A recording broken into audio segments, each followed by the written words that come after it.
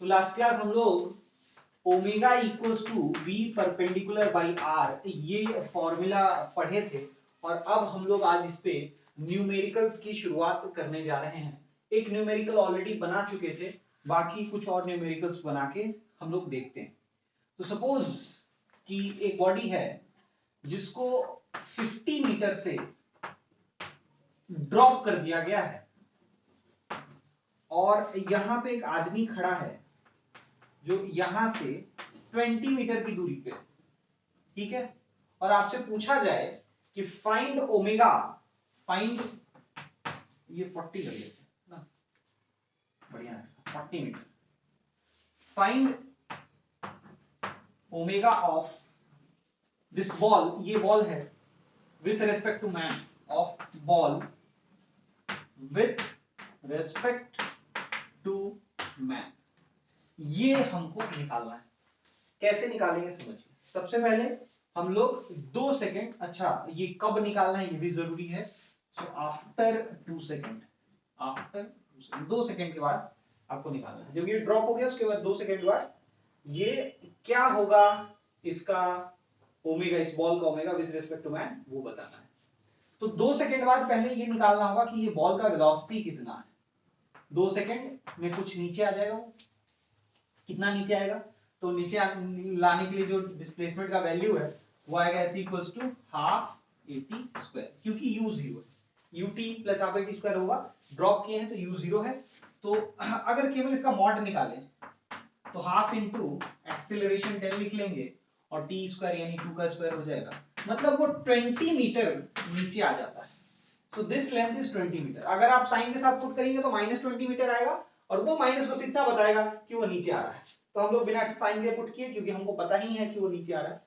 अब ये अगर 20 मीटर है तो आप क्या ये लेंथ बता सकते हैं कितना होगा, ये लेंथ होगा 30 मीटर, होगा कि नहीं। टोटल 50 था, 20 नीचे आया, तो अब वो 30 मीटर ऊपर है। अब यहां से यहां इसको ज्वाइन करेंगे, आर लिखेंगे, है ना, ये आर हो गया। तो आर हम लोग को पता करना होगा कि कितना है। तो आप देखिए ये 40 है, ये 30 है, डेटा इस तरह से दिया हुआ है कि आर का वैल्यू 50 आ जाएगा। मतलब आदमी से उस ब्लॉक को जोड़ने वाला, उस बॉल को जोड़ने वाला जो लाइन है उसका लेंथ 50 मीटर है। अब हम लोग ओमेगा कैसे निकालेंगे वो देखिए। अब ओमेगा निकालने के लिए क्या करते हैं, ओमेगा के लिए हम लोग को मालूम है v परपेंडिकुलर बाई आर, जो आर वेक्टर है ना उसके परपेंडिकुलर v हमको देखना है। तो ये r है, उसके परपेंडिकुलर v, तो इसको हम लोग एक बार और अच्छे से ड्रॉ कर लेते हैं, वहां सब कुछ मिल गया है। तो ये 50 है, यही r है, और यहाँ पे उसका कितना वेलोसिटी है वो निकाल देना है। फिर उसके बाद हमको कंपोनेंट निकालना होगा। तो velocity equals to u plus a t, ये यूज करेंगे। a 10 है इंटू 2, मतलब 20 मीटर पर सेकेंड, ये वेलोसिटी हो गया। So the velocity is 20 metre per second, ठीक है।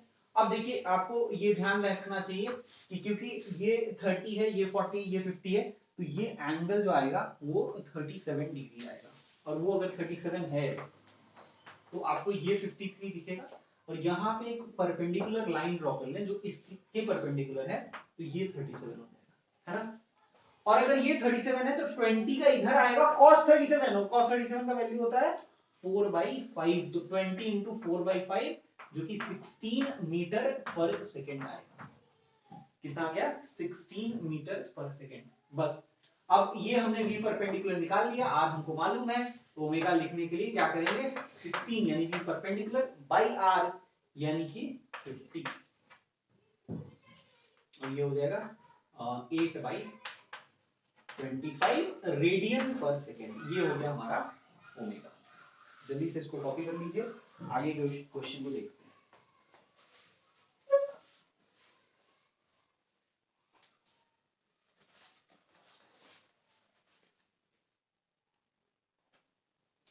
चलिए तो अब नेक्स्ट क्वेश्चन देखते हैं।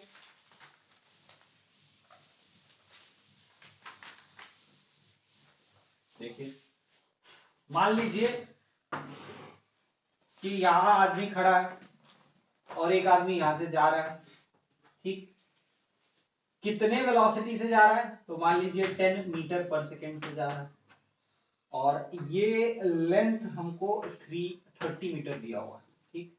अब हमको बताना है find omega of a with respect to b, find omega of a with respect to b, b के रिस्पेक्ट में ए का ओमेगा बताओ at t equals to 5 second, 5 second पे टी इक्वल्स टू 5 सेकेंड पे omega of a with respect to b बताओ।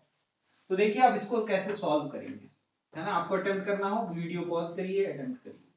देखिए 5 second बाद ये जो डिस्टेंस ट्रेवल करेगा, है ना, अच्छा डेटा के लिए इसको थोड़ा सा चेंज कर रहे हैं, 4 सेकेंड कर लेते हैं, अच्छा डेटा हो जाएगा। 4 सेकेंड के बाद जो ये डिस्टेंस ट्रेवल करेगा वो ट्रेवल करेगा 40 मीटर। कितना ट्रेवल करेगा? 40 metre, because 10 metre per second से चल रहा है, हर सेकेंड 10 मीटर चलेगा, तो 4 सेकेंड में वो 40 मीटर ट्रेवल कर लेगा और वो कुछ यहां पे पहुंच जाएगा। अभी भी वेलोसिटी उसका 10 मीटर पर सेकेंड है। इसके रेस्पेक्ट में निकालना है, इसको हम लोग ज्वाइन कर देंगे, ये 30 ये 40 तो ये 50 हम लोग को मालूम है पाइथागोरस थ्योरम से। तो r हमारा 50 निकल गया। अब वेलोसिटी का हमको वो परपेंडिकुलर कंपोनेंट निकालना है। तो आप सोचिए ये एंगल कितना होगा, ये 30 40 50, तो 40 के सामने वाला जो साइड हो एंगल होगा वो 53 डिग्री होगा, 30 के सामने वाला जो एंगल होगा वो 37 डिग्री होगा। तो ये 37 है, ये 90 है, तो ये 53 डिग्री होगा। और एक बार जब ये 53 आ गया तो 10 का cos 53 इधर हम लोग निकाल लेंगे। 10 का cos 53 कितना होगा? cos 53 होता है 3/5, तो 10 इंटू 3/5 तो आ गया 6 मीटर पर सेकेंड। तो परपेंडिकुलर कंपोनेंट ऑफ वेलोसिटी आ गया 6 मीटर पर सेकेंड और r परपेंडिकुलर हो गया, r हो गया 50। सो ओमेगा क्या लिख लेंगे? 6/50, यानी कि पुट कर दो, क्या चीज पुट क्या करोगे, कैंसिल कर लो, 3/25 रेडियन पर सेकेंड, है ना। तो ये हमने सीख लिया कि कैसे हम लोग v परपेंडिकुलर बाई r करके ओमेगा निकालते हैं। कॉपी कर लीजिए। चलिए अब एक और क्वेश्चन इस पे करके देखते हैं, आ तो रहा है मैं समझ में। ये 5 मीटर का है, ये सपोज b है और ये a है। a मूव कर रहा है at an angle 37 degree with velocity 20 metre per second, with velocity 20 metre per second. और b भी इस बार रेस्ट में नहीं है, b मोशन कर रहा है इस डायरेक्शन में with velocity 10 metre per second. हमसे अगेन वही पूछा है find omega of a with respect to b। अब ऐसे क्वेश्चन को कैसे करेंगे जब दोनों ही मोशन में आ जाए? तो हम लोग क्या करेंगे, इस पे बैठ जाएंगे और इस पे बैठ जाएंगे तो ये रेस्ट में आ जाता है। रेस्ट में लाने के लिए क्या करते हैं, रिलेटिव वेलोसिटी का यूज करते हैं। तो कैसे निकालेंगे समझिए। पहले तो इस 20 का वही कंपोनेंट काम का है जो r परपेंडिकुलर है, r के परपेंडिकुलर है। इसके परपेंडिकुलर कौन सा कंपोनेंट है? तो 20 का cos 37 तो काम का है नहीं, कौन सा काम का है? तो sin 37। sin 37 तो 20 इंटू साइन 37 इज 3/5, तो ये आ गया कितना? 12 मीटर पर सेकेंड। और इधर है ये 10। अब ओमेगा निकालने के लिए क्या करेंगे? देखिए velocity of a with respect to b निकालिए, तो वो आ जाएगा आपका 12, जो कि परपेंडिकुलर है ना, ये वाला नहीं देखना, ये वाला नहीं देखना।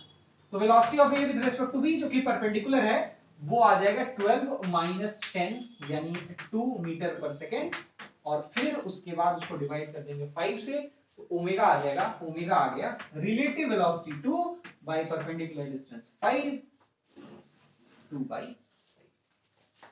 समझ में आया? So omega comes out to be 2 radian per second. जल्दी से कॉपी करिए। चलिए तो और इस पे एक क्वेश्चन करके देखते हैं।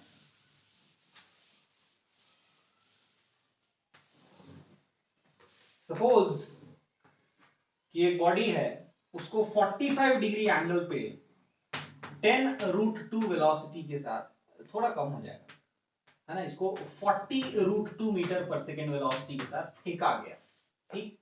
तो वी हैव टू फाइंड, क्या क्या पता करना है भाई, इस O के रेस्पेक्ट में इस बॉडी का जब वो यहां पे होगा, हाईएस्ट पॉइंट पे होगा, तो उस समय ओमेगा क्या होगा, और जब वही बॉडी जब लास्ट पॉइंट पे आ जाएगा तब उसका ओमेगा क्या होगा, ये हमको बताना है ना। प्रोजेक्टाइल ये चीजें दी हुई, तो क्या क्या निकालना है समझिए। पहले सबसे पहले आपको इसमें यहां से यहां तक का लेंथ निकालना।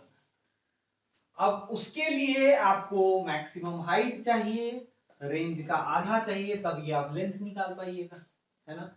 और तब आपको ये एंगल निकालना होगा। तो देखिए करके देखते हैं। तो सबसे पहले आप h बताइए क्या होगा। आपको याद होगा h जो होता है uy² होता है ना।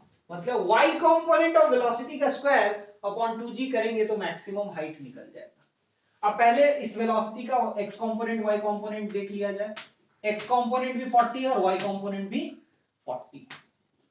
तो इसीलिए जब इसका स्क्वायर करेंगे तो 40 का स्क्वायर यानी 1600 अपॉन 2g 2 into 10 कट गया 80 मीटर आ गया।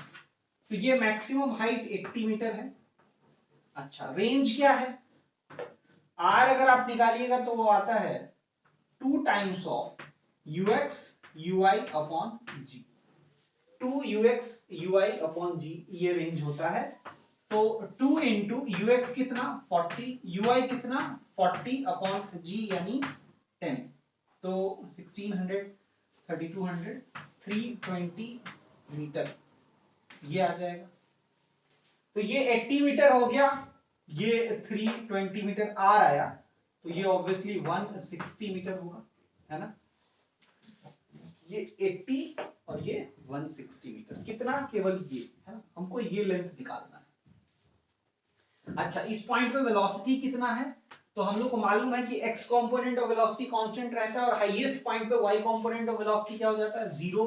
तो यहां पे वेलोसिटी होगा 40 मीटर पर सेकंड, है ना, 40 मीटर पर सेकंड।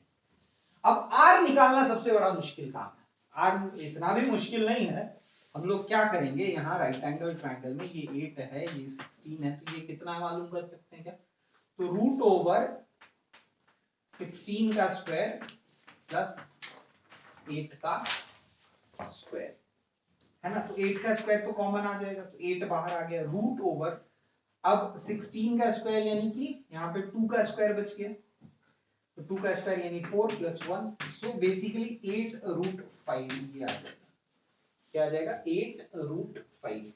तो ये लेंथ आ गया आपका 80√5। अब सोचिए 8√5 निकाले 80 लिख दिए, अरे 2 0 छोड़ के तो कैलकुलेशन किए थे ना, तो ये 80√5 हो गया। और ये वेलोसिटी हमको मालूम है। अब क्या हम लोग ये एंगल निकाल सकते हैं, बिल्कुल निकाल सकते हैं। इसका sine theta cos theta tan theta सब मालूम है। तो आप सोचिए जो ये थीटा है तो ये 90 माइनस थीटा है, तो ये भी तो थीटा है। तो इसका मतलब है कि इसका जो परपेंडिकुलर आएगा, जो इसका परपेंडिकुलर आएगा वो क्या आएगा बताइए, इसका परपेंडिकुलर कंपोनेंट है ना, 40 का इधर परपेंडिकुलर कंपोनेंट, तो ये इधर तो cos थीटा जाएगा, इधर sin थीटा आएगा। सो बेसिकली हमने थीटा किसको माना है, ये थीटा इसको माना है ना, ये थीटा ये 90 माइनस थीटा, तो ये भी थीटा ये 90 माइनस थीटा, तो ये थीटा, हाँ सही है। तो हमने थीटा इसको माना है, तो उधर जाएगा 40 cos थीटा, इधर आएगा 40 sin थीटा, तो 40 into sin थीटा। अब sin थीटा तो यहां से निकाल सकते हैं ना भाई, इस ट्रायंगल से sin थीटा कैसे निकालेंगे, तो परपेंडिकुलर बाई हाइपोटेनस, तो 80/80√5, ठीक है। सो 80/80√5 ये आ गया v परपेंडिकुलर, है ना, v परपेंडिकुलर 80 से 80 कट जाएगा, ये आ जाएगा 40/√5, है ना। आप चाहें तो इसको ऐसे लिख सकते हैं 8√5 ऐसा भी लिख सकते हैं। So v perpendicular comes out to be 8√5, ठीक है। And what is r, r comes out to be 80√5, r is 80√5, so omega लिख सकते हैं क्या 8√5 अपॉन 80√5 कट गया, so omega comes out to be 1/10 radian पर सेकंड, 1/10 रेडियन पर second. आया समझ में। तो तो अगर आपको प्रोजेक्टाइल आता है तो कितना भी टफ क्वेश्चन पूछेगा आपसे बन जाएगा, है ना। तो अब हम आपको ये होमवर्क के तौर पे छोड़ते हैं कि ये आप खुद से निकालिए, आपको रेंज मालूम है, इसका इधर क्या कंपोनेंट होगा वो भी मालूम है, तो बहुत आसानी से वो आप निकाल सकते हैं, निकाल के हमको बताइए, है ना। और बाकी इसको कॉपी कर लीजिए। हाँ भाई, तो शुरू किया जाए। तो इस तरह के क्वेश्चंस आपसे बन जाएंगे। वी परपेंडिकुलर बाई आर पे हमने बहुत सारे न्यूमेरिकल्स कर लिए। अब क्या करें, चलिए अब एक डेरिवेशन है उसको कर लेते हैं, वो पेंडिंग छोड़ के रखा हमने। एसी एसी का डेरिवेशन, एसी मतलब सेंट्रीपिटल एक्सीलरेशन। ये सेंट्रीपिटल एक्सीलरेशन का क्या काम होता है भाई, इसका काम होता है किसी भी पार्टिकल का डायरेक्शन चेंज करना, है ना। सर्कुलर मोशन के दौरान डायरेक्शन ऑफ मोशन चेंज होता है कि नहीं, इसका काम वही होता है। ये होता है कितना, v²r। तो एक एनसीईआरटी में डेरिवेशन दिया हुआ है सेंट्रीपिटल एक्सीलरेशन का, उसको पहले कर लेते हैं। तो देखिए क्या है, ये कुछ एक सर्कल है, ठीक है। यहाँ पे ये सर्कल है, ये फर्स्ट पोजीशन वेक्टर है और ये सेकंड पोजीशन वेक्टर। मतलब पार्टिकल जो है वो 1 से 2 जा रहा है, तो 1 का पोजीशन वेक्टर r1 है और सेकंड का पोजीशन वेक्टर r2 है। इसके दौरान अगर आप देखें तो वेलोसिटी शुरू में यहां था जिसको हम लोग v1 नाम दे दें, और यहां बाद में आया उसको नाम v2 दे दें।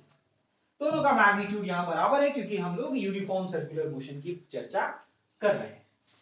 चलिए अब हम लोग इसमें और कुछ चीजों को देखेंगे। मान लीजिए कि ये एंगुलर डिस्प्लेसमेंट थीटा है ना, डेल्टा थीटा नहीं लेते हुए बार बार डेल्टा क्यों लिखेंगे, तो हम लोग एंगुलर डिस्प्लेसमेंट इसमें डायरेक्टली थीटा लिख रहे हैं। अब एंगुलर डिस्प्लेसमेंट तो हो गया, लीनियर डिस्प्लेसमेंट आपको दिख रहा है, बिल्कुल दिख रहा है यहाँ पे, ये है हमारा डेल्टा आर। डेल्टा आर, तो यहाँ पे आपने एक ट्राइंगल बना लिया है जो एक आइसोसेलेस ट्राइंगल, अगर आप ध्यान से देखें तो ये आइसोसेलेस ट्राइंगल है क्योंकि ये लेंथ और ये लेंथ इक्वल है, ठीक। अब हम लोग क्या करते हैं, एक बगल में एक और ट्राइंगल बनाते हैं। यहां पे देखिए v1 और v2 दोनों को टेल टू टेल प्लेस करके, दोनों को टेल टू टेल प्लेस करके v1 को यहां रख दिए, v2 को यहां रख दिए, दोनों का डायरेक्शन इसी तरीके से, और हम लोग अब इनके हेड को ज्वाइन कर देते हैं आपस में, इस तरह से ज्वाइन कर देंगे, ठीक है। ज्वाइन करेंगे, ये v1 है ये v2 है, तो ये जो होगा वो डेल्टा v होगा। क्या होगा, डेल्टा v, ठीक। अब ये डेल्टा v है, ये डेल्टा r है। आपको ये भी समझ में आना चाहिए कि इनके बीच में भी जो एंगल होगा वो थीटा ही होगा। क्यों होगा उसको समझिए, कोई दो लाइन के बीच में अगर कुछ एंगल होता है, उतना ही एंगल उन दोनों लाइन पे अगर आप परपेंडिकुलर ड्रॉ करिएगा उनके बीच में भी होगा। आप देखिए ये दोनों लाइन के बीच में एंगल थीटा है, हमने इस लाइन पे ये परपेंडिकुलर ड्रॉ किया, इस लाइन पे ये परपेंडिकुलर ड्रॉ किया, इन दोनों के बीच में भी ये छोटा वाला एंगल आप निकालिएगा थीटा ही आएगा, आप प्रूव कर सकते हैं। ये थीटा है, ये 90 है, ये 90 है, ये 180 हो गया, ये 180 माइनस थीटा हो जाएगा कि नहीं, है ना। एक साइक्लिक क्वाड्रिलेटरल बन गया हमारे पास, और ये थीटा, ये 180 माइनस थीटा है, तो लीनियर पेयर से आपको ये थीटा दिख जाएगा। तो यहां से आपको एक रूल याद रखना है कि जो एंगल दो लाइन के बीच में होता है उनके परपेंडिकुलर्स के बीच में भी वही एंगल होगा। अब सोचिए v1 r1 के परपेंडिकुलर है कि नहीं, क्योंकि ये टैंजेंट के अलॉन्ग है, ये रेडियस है, रेडियस और टैंजेंट आपस में परपेंडिकुलर होते हैं। r2 और v2 आपस में परपेंडिकुलर है कि नहीं, बिल्कुल है। तो r1 और r2 के बीच में अगर एंगल थीटा है तो उनके परपेंडिकुलर्स को अगर लाएंगे साथ में तो उनके बीच में भी एंगल क्या होगा, थीटा होगा। तो ये हमने यहाँ पे प्रूफ कर दिया है। अब इसके बेसिस पे हम लोग क्या करने जा रहे हैं समझिए। यहाँ पे हम लोग का दो तीन चीज क्लियर होना चाहिए कि कहीं भी r1 का मैग्नीट्यूड आए, r2 का मैग्नीट्यूड आए, उसको हम लोग को कैपिटल R लिख लेना है, मतलब रेडियस ऑफ द सर्कल होगा। उसी तरह से v1 का मैग्नीट्यूड आए, v2 का मैग्नीट्यूड आए, उसको डायरेक्टली स्पीड लिख सकते हैं, ठीक है। अब देखिए ये तो दो चीजें हो गई। अब हम लोग यहाँ पे जो दो ट्राइंगल है उनको यूज करेंगे। आपको ये दिखना चाहिए कि ये दोनों ट्राइंगल्स जो हैं आपस में सिमिलर है। सिमिलर कैसे हैं? देखिए ये आइसोसेलेस ट्राइंगल, तो जो यहाँ पे एंगल अल्फा आएगा वही एंगल यहाँ पे अल्फा आएगा कि नहीं? आइसोसेलेस ट्राइंगल है, बेस एंगल इक्वल होगा। उसी तरह से अगर ये वर्टिकल एंगल दोनों का सेम है और ये भी आइसोसेलेस ट्राइंगल है, क्योंकि इसका भी मैग्नीट्यूड v है, इसका भी मैग्नीट्यूड v है ना? We are talking about the uniform circular motion case. तो अगर यूनिफॉर्म सर्कुलर मोशन केस की बात कर रहे हैं तो वेलोसिटी का मैग्नीट्यूड तो हर जगह सेम होगा, तो v1 का मैग्नीट्यूड और v2 का मैग्नीट्यूड दोनों लेंथ बराबर, तो दोनों का स्पीड v, दोनों इक्वल, तो ये एंगल अल्फा होगा तो ये भी एंगल अल्फा होगा। तो इस तरह से हमने प्रूव कर दिया कि ये दोनों ट्रायंगल्स कैसे हैं, ये दोनों ही ट्रायंगल सिमिलर हैं।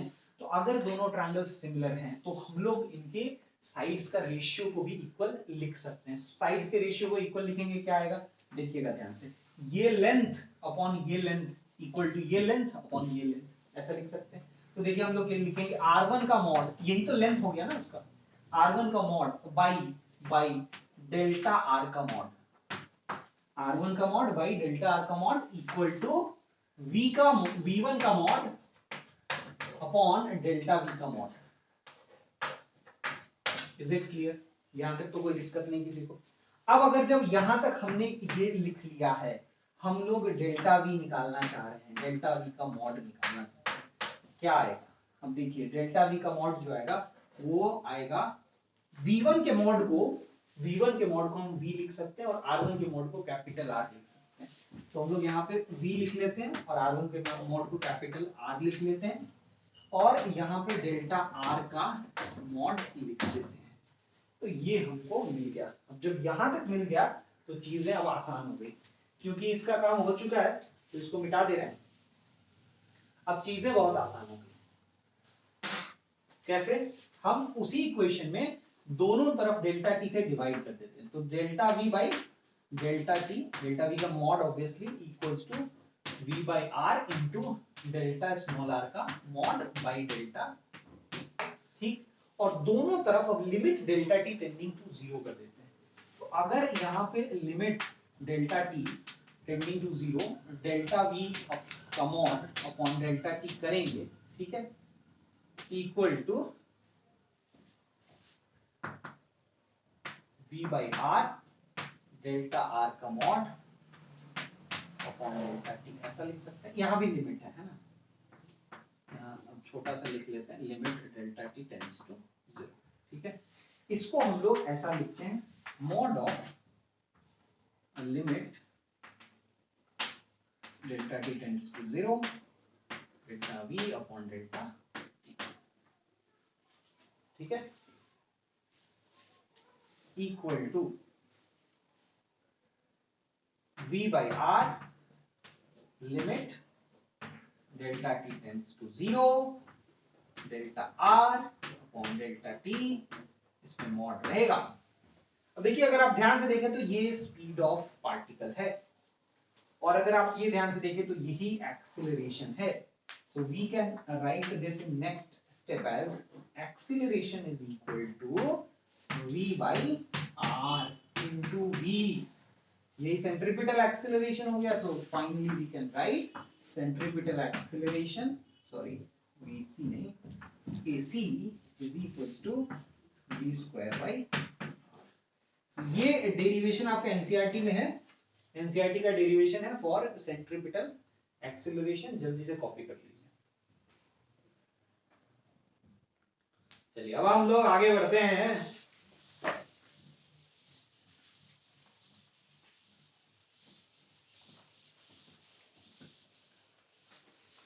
चलिए तो हम लोग का सेंट्रीपिटल एक्सेलरेशन का एक्सप्रेशन आ गया है, AC equals to v square by are.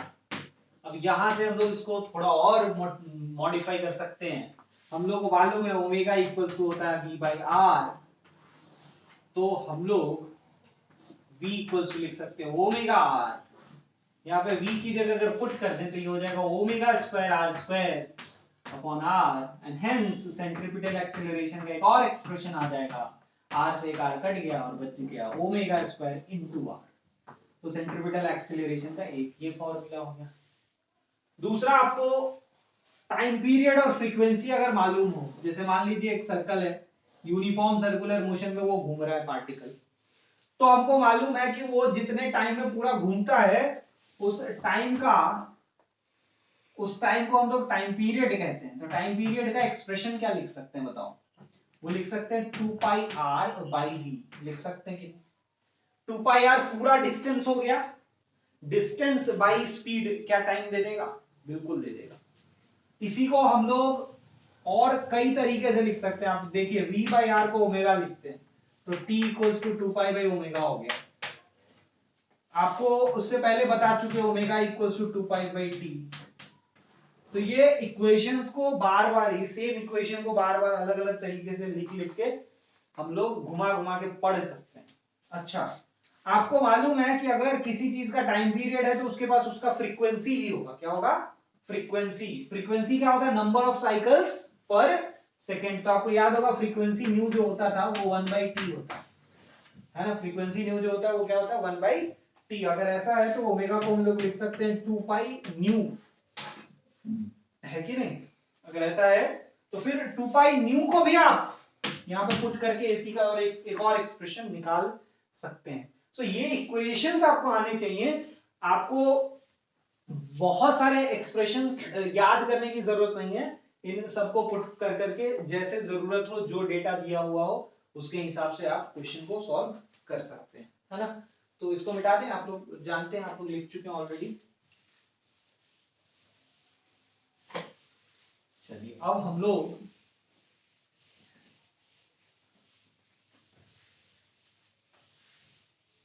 थोड़ा सा नॉन यूनिफॉर्म सर्कुलर मोशन की तरफ बढ़ते हैं। ठीक है, किसकी तरफ बढ़ते हैं? नॉन यूनिफॉर्म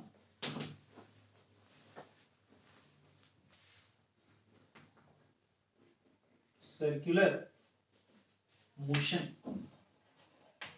तो अगर नॉन यूनिफॉर्म सर्कुलर मोशन की तरफ बढ़ेंगे तो फिर से एक्सेलरेशन का एक डेरिवेशन करना होगा, वो थोड़ा सा डिले करेंगे नॉन यूनिफॉर्म सर्कुलर मोशन के, और बाकी चीजों को पहले थोड़ा देख लेते हैं। इसमें हम लोग अल्फा को कांस्टेंट मानते हैं। इसमें भी एक स्पेशल केस ले लीजिए, अल्फा तो कुछ भी हो सकता है, अल्फा होगा, पहली बार अल्फा आएगा। यूनिफॉर्म सर्कुलर मोशन में अल्फा क्या था? 0 था। अब अल्फा होगा, लेकिन उस अल्फा का वैल्यू हो सकता है कि कांस्टेंट हो सकता है वेरिएबल हो। तो अब वो केस डिस्कस पहले कर लेते हैं जब अल्फा क्या है? कांस्टेंट। ठीक है, तो अल्फा अगर कांस्टेंट है तो क्या क्या चीजें होंगी वो समझिए। हम लोग जो इक्वेशंस पढ़ चुके हैं उसको एक बार लिखते हैं पहले। ओमेगा इक्वल्स टू आपको पता है d theta by d t, है ना। और हम लोग पढ़ चुके हैं alpha equals to d omega by d t. ये सब कुछ हम लोग पढ़ चुके हैं। ठीक है, तो इनके बेसिस पे जिस तरह से हम लोगों ने इक्वेशंस ऑफ मोशंस डिराइव किया था काइनेमेटिक्स में, बिल्कुल उसी तरह से यहां भी इक्वेशंस ऑफ मोशन डिराइव कर सकते हैं फॉर कांस्टेंट अल्फा। यस और नो? तो कैसे डिराइव करेंगे, है ना। Alpha dt equals to d omega हो जाएगा, और इसको इंटीग्रेट कर दीजिए, है ना। ओमेगा नॉट से ओमेगा इसको इंटीग्रेट कर देंगे और ये हो जाएगा 0 से t तक इंटीग्रेट। तो डी ओमेगा का इंटीग्रेशन ओमेगा हो गया, ओमेगा से ओमेगा का इंटीग्रेशन या ओमेगा का limit from omega not to omega equal to alpha constant है बाहर आ गया, dt का इंटीग्रेशन t हो गया, t माइनस 0 भी किए तब भी t रहेगा। अब यहां पे लिमिट पुट कर दो तो क्या आ जाएगा? Omega minus omega not equals to alpha t, and finally आप ये एक्सप्रेशन लिख पाएंगे omega equals to omega not alpha t, है ना। तो आपका बिल्कुल ये बिल्कुल वैसा एक्सप्रेशन आ गया जैसा कि हम लोग पहले पढ़े हैं, v equals to u plus a, है ना। तो ये इनिशियल वेलोसिटी था, ये फाइनल वेलोसिटी था, ये एक्सेलरेशन था। ये इनिशियल एंगुलर वेलोसिटी है, ये फाइनल एंगुलर वेलोसिटी है, ये एंगुलर एक्सेलरेशन है, ये टाइम है। तो ये ध्यान रखिएगा, इक्वेशन कब लगता है? जब अल्फा क्या हो? कांस्टेंट। क्या उसी तरह से ऑलरेडी आपको डेरिवेशन मेथड आता है, आप लोग समझ सकते हैं कि omega square equals to omega not square plus 2 alpha delta theta derive कर सकते हैं, जहां डेल्टा थीटा एंगुलर डिस्प्लेसमेंट है, s की जगह आ रहा है। This is equivalent to v square equals to u square plus 2as। उसी तरह से अगर आपको निकालना हो तो आप delta theta equals to omega t या omega naught t plus half alpha t square, ये भी कर सकते हैं। जो कि इक्विवेलेंट है s equals to ut plus half 80 square के है। So all of these equations can be derived. एक आप मैंने कर दिया है, बाकी दोनों आप खुद से करिए, काइनेमेटिक्स मेथड से यूज करके खुद से कर लीजिए, है ना। और इसकी बेसिस पे क्वेश्चंस मिलेंगे जो बहुत आसान होते हैं। क्लास 9 से ऑलरेडी आप इस तरह के क्वेश्चंस लीनियर फॉर्म में करते आ रहे हैं। एंगुलर में आएगा तो फिर नया कुछ तो रहेगा नहीं, बस नाम बस चेंज हो जाएगा, सिंबल्स चेंज हो जाएंगे, एप्लीकेशन करने का तरीका सेम रहेगा। तो इसीलिए हम लोग इस पे न्यूमेरिकल्स बहुत ज्यादा नहीं बनाएंगे, लेकिन जो डिफरेंशिएशन और इंटीग्रेशन बेस्ड क्वेश्चंस होते थे वो हम लोग यहाँ पर कुछ क्वेश्चंस करके देखेंगे, ताकि हम लोग को याद रहे कि काइनेमेटिक्स में इस तरह के क्वेश्चंस हम लोग कर चुके हैं और वो हमें याद है या नहीं वो भी चेक हो जाएगा। तो पहले इसको कॉपी कर लीजिए, आगे हम लोग कुछ क्वेश्चंस देखेंगे। चलिए, तो अब हम लोग नॉन यूनिफॉर्म सर्कुलर मोशन के अंदर एक्सीलरेशन क्या होगा और कितना आएगा उसके डेरिवेशन को कर लेते हैं, तब हम लोग क्वेश्चंस करेंगे। देखिए, हमने लास्ट क्लास बात किया था कि यूनिफॉर्म सर्कुलर मोशन है तो केवल डायरेक्शन बदलेगा, और डायरेक्शन बदलने के लिए सेंट्रीपिटल एक्सीलरेशन चाहिए। लेकिन जब नॉन यूनिफॉर्म सर्कुलर मोशन है तो उसका एग्जांपल मैंने दिया था कि अगर बहुत तेजी से फैन जब स्टार्ट किए तो वो अपना स्पीड बढ़ाता रहता है, तो जब बढ़ाता रहता है तो उस समय स्पीड भी बढ़ रहा है और डायरेक्शन भी बदल रहा है। स्पीड बढ़ने के लिए अलग चाहिए एक्सीलरेशन, और डायरेक्शन बढ़ने के लिए, डायरेक्शन चेंज करने के लिए अलग से एक्सीलरेशन चाहिए। तो दो कंपोनेंट ऑफ एक्सीलरेशन होगा। तो नॉन यूनिफॉर्म सर्कुलर मोशन में दो कंपोनेंट ऑफ एक्सीलरेशन आएगा। कितना आएगा, क्या आएगा, उसको समझते हैं। देखिए, सबसे पहले क्या करते हैं हम लोग यहाँ पर कोऑर्डिनेट एक्सिस बना लेते हैं ऐसे, और एक पार्टिकल को थीटा एंगल पर रख देते हैं। अच्छा, यहाँ पे दो यूनिट वेक्टर बहुत ही इंपॉर्टेंट हैं, एक ये यूनिट वेक्टर और एक ये यूनिट वेक्टर। इसको डिनोट करते हैं ई आर से और इसको डिनोट करते हैं ई थीटा से, या ई टी लिख लो, टी भी ठीक है, टेंजेंट के लॉन्ग ई आर और ई टी, रेडियस के लॉन्ग और टेंजेंट के long unit vector cap cap. क्या होगा इसके अलोंग यूनिट वेक्टर? तो इसके अलोंग यूनिट वेक्टर निकालना अगर है आपको तो आप सिंपली यूनिट लेंथ का एक वेक्टर ले लीजिए, वन लेंथ का, और थीटा एंगल पे ले लीजिए, काम हो जाएगा। इसका कंपोनेंट निकाल लीजिए। तो बेसिकली ई आर जो आएगा वन का इधर कंपोनेंट आएगा तो कॉस थीटा, इधर आएगा sine theta. So cos theta i cap plus sine theta j cap, ये हो गया ई आर। ठीक है, रेडियस के 1 इंटू कॉस थीटा होता है ना, मैग्नीट्यूड रहता है ए, तो ए cos theta i cap plus A sign theta j cap लिखते हैं। यहाँ मैग्नीट्यूड है 1, तो 1 cos theta i cap plus 1 sin theta j cap. अगर इसके अलोंग हमको चाहिए तो क्या करेंगे, बिल्कुल वैसा ही काम। अब देखिए, ऊपर वाला ये डायग्राम अब मिटाते हैं, दूसरा आप ड्रॉ करेंगे, इसको लिखेंगे, ये जरूरी है, आपको आगे काम आए। दूसरा डायग्राम बनाते हैं, अब उसमें इसको ड्रॉ करते हैं। तो ये कितना एंगल बनाएगा, इसको अगर हम यहाँ एक्सिस ड्रॉ करने की कोशिश करें तो आपको ये समझ में आएगा कि ये थीटा, ये 90 माइनस थीटा, तो ये भी थीटा होगा।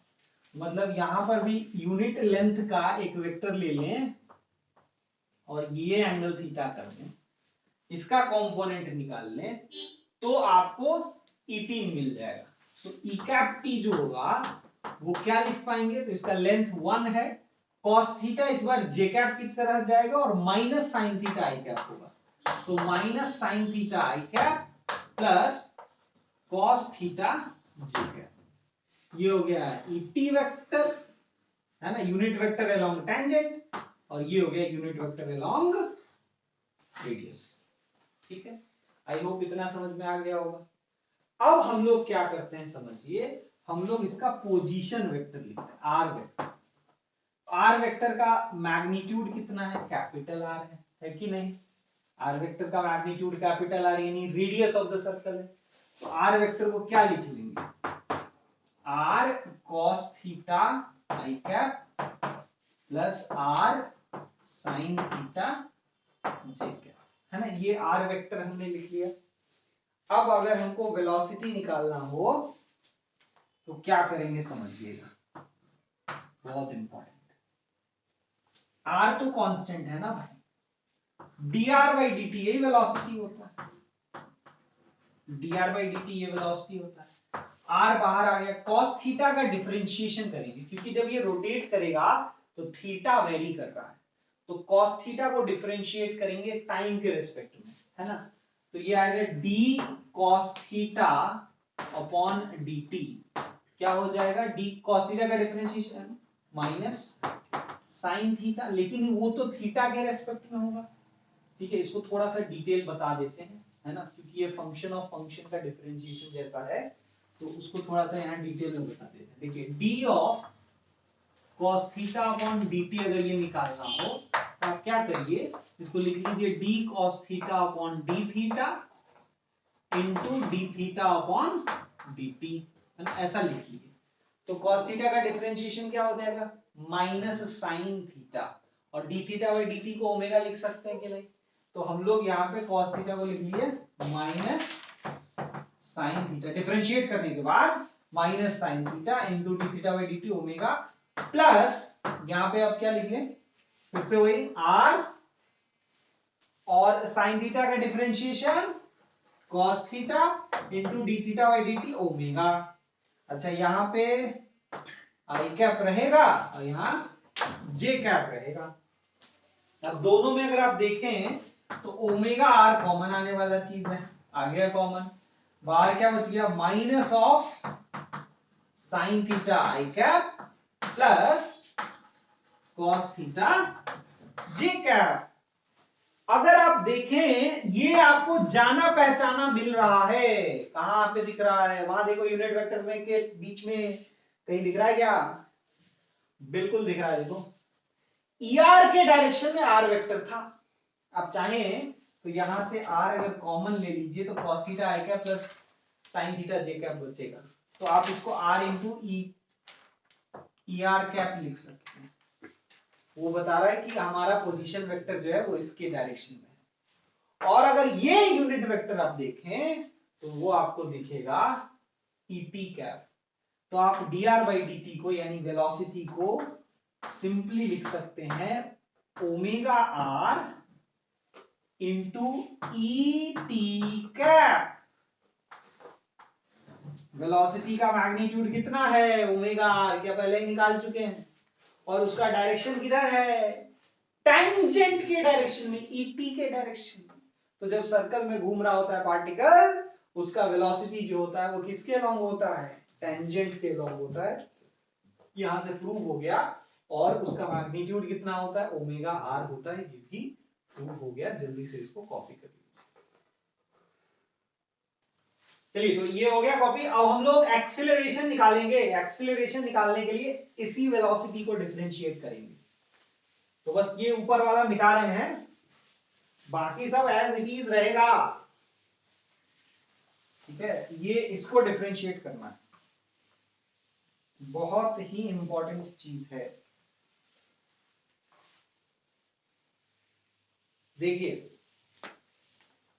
यहां पे ये है वेलोसिटी और इसी को डिफरेंशिएट करना है। आर तो हर हालत में कांस्टेंट है, लेकिन अगर वेलोसिटी बदल रहा है, उसका मैग्नीट्यूड भी चेंज हो रहा है, तो ओमेगा भी चेंज हो। ओमेगा वेरिएबल है और ये वाला जो चीज है ये वेरिएबल थीटा वेरिएबल। तो हम लोग यहां पे जब इसको डिफरेंशिएट करेंगे तो प्रोडक्ट रूल लगाएंगे। एक्सीलरेशन जो होगा वो पहले तो लिख लेते हैं dv/dt, इसके बाद हम लोग r को बाहर निकाल लेते हैं, एक बार में इसको डिफरेंशिएट करते हैं और इसको एज इट इज छोड़ देते हैं, तो d ओमेगा/dt, ठीक, और इसको एज इट इज छोड़ दिए तो minus sine theta i cap plus cos theta j cap, plus ये एक पार्ट हो गया। अब दूसरे पार्ट पे चलते हैं जिसमें r तो कांस्टेंट ही है, ओमेगा को इस बार छोड़ दिए और इसको डिफरेंशिएट कर लिए। अब जब इसको डिफरेंशिएट करेंगे तो क्या आएगा समझिएगा, यहां पे ब्रैकेट में लिखते हैं माइनस का माइनस साइन थीटा का डिफरेंशिएशन कॉस थीटा और फिर D theta by d T यानी ओमेगा, फिर यहां प्लस तो प्लस, लेकिन कॉस का डिफरेंशिएशन माइनस साइन थीटा, तो फिर से इसमें माइनस आ जाएगा, तो माइनस साइन थीटा और फिर D theta by d T, omega फिर से आ गया, है ना, ये आ गया। अच्छा आई कैप जे कैप कहीं छूट गया क्या? सब जगह छूट गया भाई, यहां आई कैप और यहां जे कैप पिछले टर्म में क्लियरली लिखे हैं। तो अब हम नीचे वाला मिटा दे रहे हैं, इसका कोई काम नहीं है, इसका रेफरेंस के लिए काम है, इसको डिफरेंशिएट कर रहे हैं, कैसे कर रहे हैं। अब ये आ गया। अब अगर आप ध्यान से देखिए तो ये अभी भी ईपी है, तो r into alpha, D omega by d T को अल्फा लिख सकते हैं कि नहीं, तो r इंटू अल्फा ई टी कैप और r इंटू ओमेगा, और एक और ओमेगा आप इसमें से कॉमन निकाल लीजिए, माइनस भी निकाल लीजिए, तो minus omega square r cos theta i cap plus sine theta j cap. आप देखिए ये कहीं आपको दिख रहा है क्या? ये cos theta i cap plus sine theta j cap कहीं दिख रहा है क्या? ER दिख रहा है भाई साहब। तो अब देखिए इसको अगले स्टेप में क्या लिख लेंगे, alpha R E t cap minus omega square R E R cap, minus है भाई। अब अगर इसको ड्रॉ करिए सर्कल में, है ना, ये तो हम लोग देख चुके हैं, अगर हम इस सर्कल में इसको ड्रॉ करने का प्रयास करें किसी भी पॉइंट पे, मान लीजिए इसी पॉइंट पे एक्सीलरेशन को ड्रॉ करें, तो एक एक्सीलरेशन अल्फा आर है टेंजेंट के लॉन्ग, तो टेंजेंट के लॉन्ग एक एक्सीलरेशन है अल्फा आर, और दूसरा एक्सीलरेशन है ई आर के ऑपोजिट, माइनस मतलब ऑपोजिट, और कितना है, तो वो है ओमेगा स्क्वायर आर। अब देखिए क्या है, क्या यही सेंट्रीपिटल एक्सेलरेशन है, v स्क्वायर बाई आर को ट्रांसफॉर्म करते हैं तो यही आता है कि नहीं आता? तो वो सेंट्रीपिटल एक्सेलरेशन सेंटर की तरफ आ गया। और अब क्योंकि हमने इसमें ओमेगा का भी चेंज माना है, ओमेगा कांस्टेंट नहीं है, ओमेगा वेरिएबल है, तो ओमेगा वेरी करेगा, तो डी ओमेगा बाई डी यानी अल्फा भी आ गया। आप इसमें भी अगर डी ओमेगा बाई डी को जीरो पुट कर देते हैं, क्योंकि ओमेगा को अगर कांस्टेंट मान लेते हैं फॉर यूनिफॉर्म सर्कुलर मोशन, तो ये वाला टर्म खत्म हो जाएगा, आपको केवल ये टर्म मिल जाएगा, ये बच जाएगा, ये नहीं है। ये तब है जब ओमेगा वेरिएबल है। तो अल्फा आर हो गया टेंजेंशियल एक्सीलरेशन और ओमेगा स्क्वायर आर हो गया सेंट्रीपिटल एक्सीलरेशन, एंड हेंस अब हम लोग लिख सकते हैं एटी मतलब tangential acceleration equals to alpha r and centripetal acceleration equals to omega square r. AT equals to alpha r and AC equals to omega square r, है ना, जल्दी से इसको कॉपी कर लीजिए।